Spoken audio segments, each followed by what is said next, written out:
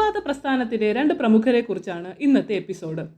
Abraham Thomas Kovoor എന്ന A.T. Kovoor 1898 ഏപ്രിലിൽ തിരുവല്ലയിലാണ് ജനിച്ചത്. കോവൂർ അച്ഛൻ എന്നറിയപ്പെട്ട റവറൻഡ് ഐപ്പ് തോമാ കത്തനാരുടെ മകനാണ് അദ്ദേഹം.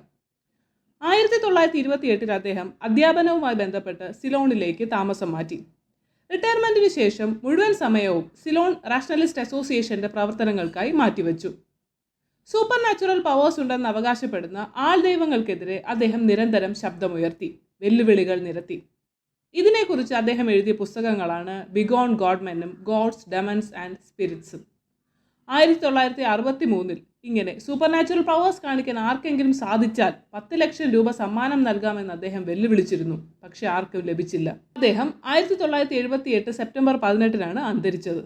മരണാനന്തരം കണ്ണുകൾ ദാനം ചെയ്യുകയും മൃതശരീരം പഠന ആവശ്യത്തിനായി മെഡിക്കൽ കോളേജിന് വിട്ടു നൽകുകയും ചെയ്യുന്ന വില്ല് അദ്ദേഹം എഴുതിയിരുന്നു.